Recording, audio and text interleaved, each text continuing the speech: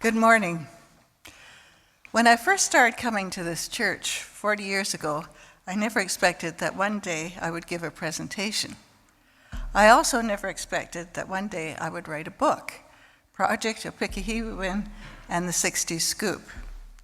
I wrote the book as a memoir, a written record for the families who participated in its activities, and also to help others understand the devastating effects the Sixties Scoop had on Indigenous people. 5 years prior to my coming to this church, in 1980, at the age of 35, and as a single person, I adopted a 17-month-old Indigenous girl. I started attending this church primarily because I wanted a safe and friendly place where my daughter Tanya could learn ethical values. I did not know at the time that by adopting my daughter, I had become a part of the Sixties Scoop. The term Sixties Scoop wasn't even used until 1983, when Patrick Johnson, a researcher for the Canadian Council on Social Development, coined the term in his book, Native Children and the Child Welfare System. The term refers to the widespread removal of Indigenous children from their families and their subsequent adoption by white people that occurred in Canada from the 1950s until the mid-1980s. Prior to 1950, there were no formal child welfare services on Manitoba First Nations communities. If a child was in need of care, a relative would take over responsibility, or the Indian agent would give the child to another family, or if that failed, the child was sent to residential school to live there permanently. By 1951, because of the increasing need of Indigenous child welfare services as a result of the negative effects of the residential school system that started in the 1880s, the Canadian government was forced to act. The government amended the Indian Act to transfer responsibility for the welfare of status Indian children to the provincial governments, as those governments already had established child welfare systems. The services provided by the province were mixed. In Manitoba, southern bands were covered by the private children's aid societies. However, the majority of First Nation communities in Manitoba received only minimal services, consisting of the removal of children from their homes who were considered to be in need of protection. There were no efforts made to help struggling families by providing supports to them, and no understanding of the Indigenous approach to child rearing. It is estimated that during the Sixties Scoop, about 3,000 status Indian children in Manitoba were removed from their homes and placed for adoption, primarily in white families. In addition, a similar number of non-status Indians and Métis children were also affected. A 1985 inquiry into Indigenous adoptions in Manitoba, headed by Associate Chief Judge Edwin C. Kimmelman, confirmed that excessive numbers of children had been removed from their homes because of a lack of understanding of Indigenous culture and because of a lack of supports for families in need. When I adopted my daughter, I expressed my concern to her social worker that she might experience prejudice being raised in a white society. The social worker assured me that if I dressed her in blue jeans like the other kids, that she would fit right in. Unfortunately, I found that was not the case. When the little boy next door saw Tanya, he gave a loud Indian war whoop and danced around her. Once, when quarreling over a toy, he called her an Indian giver. If a preschool little boy already had such negative views of Indigenous people, what was my daughter going to face in school and in society as a whole? Fortunately, a fellow pediatrician, Dr. Jack Armstrong, told me that his wife Glenda and some other members of his United Church had started a group for white parents who had adopted Indigenous children, and I quickly joined. The United Church provided the group with a coordinator to organize parent meetings and children's programs. Later, the group formed an independent organization called Project Opikihiwawin. The word Opikihiwawin means to nurture in Cree. The Manitoba government provided funding for the organization as one of their post-adoption services. We were in a unique situation in which we were government-funded, but still parent-led. The parent groups provided an important peer support for our members. If one set of parents was discouraged because of difficulty with their child, they received encouragement and support from each other and from our leader. When my daughter was in grade 3, the teacher chose the book, The Indian in the Cupboard, by Lynn Reed Banks, for the class to read together. The book was about two small figurines, a cowboy and an Indian, who came alive when placed in a magic cupboard. The Indian wore buckskins, a feather in his head, and spoke halting English. The cowboy made racist remarks like, "Them Injuns ain't just ornery and savage, them's dirty," and "The only good Indian is a dead Indian." My daughter was devastated. She felt singled out as the only Indigenous child in the class. When I complained to the teacher, she protested that the Indian in the story was shown to be the better person at the end. She did agree, however, to show a film geared for that age group about Indigenous people, recommended by our leader. Adolescence was a particularly difficult time for our children. They felt a part of them was missing. They didn't know who they were or where they belonged. They didn't feel accepted by the white or the Indigenous communities. Several of our children skipped school, shoplifted, and used alcohol and drugs. Some of the teenage girls ran away from home. When my own daughter ran away from home when she was 15 years old, I was told by the police officer in charge of missing persons that he would not create a file until she'd been missing for 48 hours.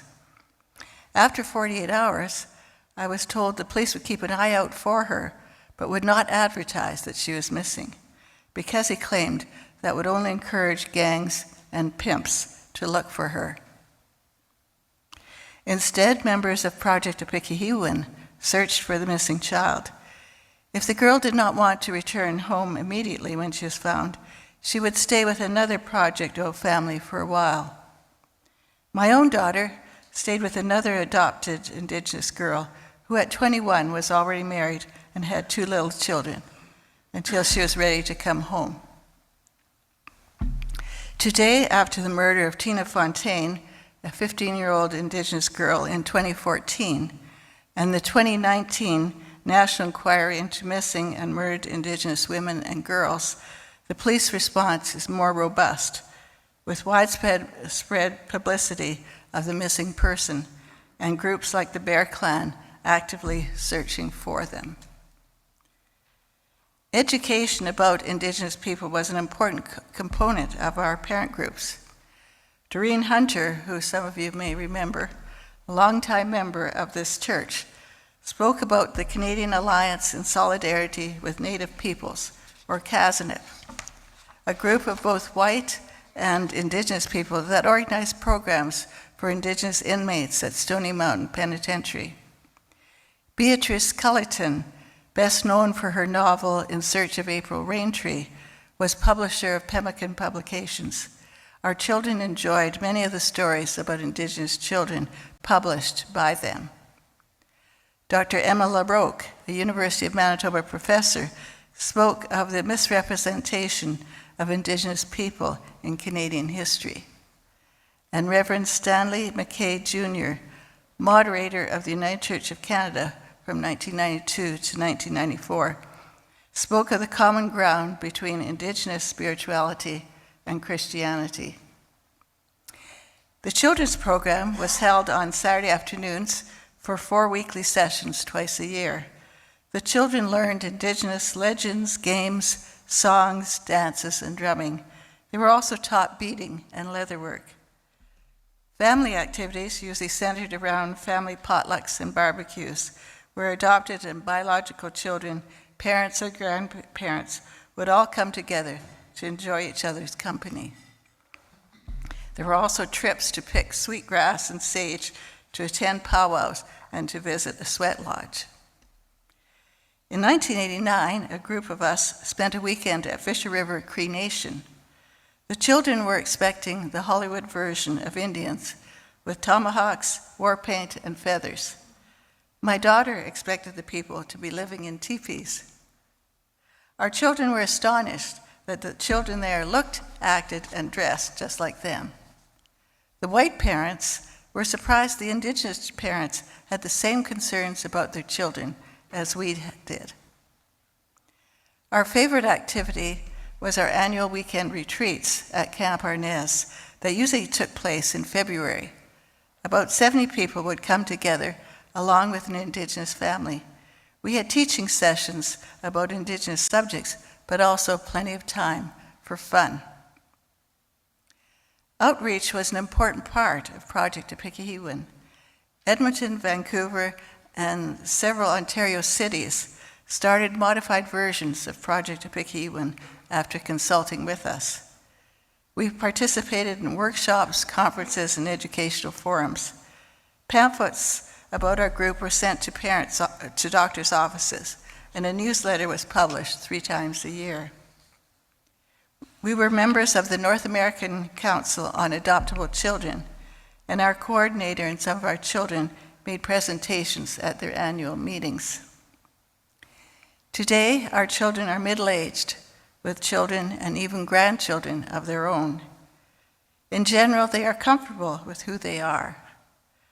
They have incorporated Indigenous culture and values into their lives to varying degrees. Some are comfortable with other Indigenous people, but do not pursue Indigenous traditions. Others have sought their spirit names, have learned their Indigenous language, and incorporated Indigenous beliefs into their daily lives. Many of our children have found their birth families. Some satisfy their curiosity by meeting their birth family once and wanting no further contact. Others have maintained contact with parents or siblings and feel a part of that Indigenous family as well. Some of our children continue to struggle today because of intergenerational trauma and racism. Some have been diagnosed with fetal alcohol spectrum disorder, mental illness, or addictions. The majority, though, despite the trauma of separation from their birth families and the racism they experienced while growing up and still experience today, are healthy, functioning members of society. They have found their knowledge of both white and Indigenous cultures has benefited them in their lives today. I believe that a large part of their success is due to Project Opikihiwawin. According to published studies on transracial adoptions, 85% of adoptions of Indigenous children by white parents broke down by the time the child was an adolescent. 85%.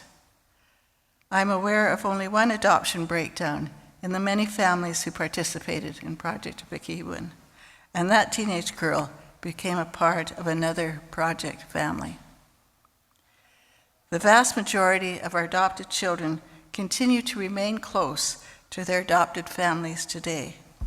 They provide us with love, friendship, and support in our old age. Our lives have been enriched by meeting Indigenous peoples and learning about their cultures.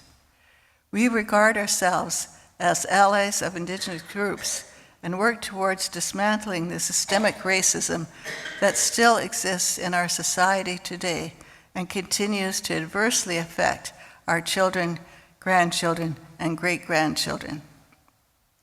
If you're interested in learning more, I will have books available for sale at the end of the service. Thank you.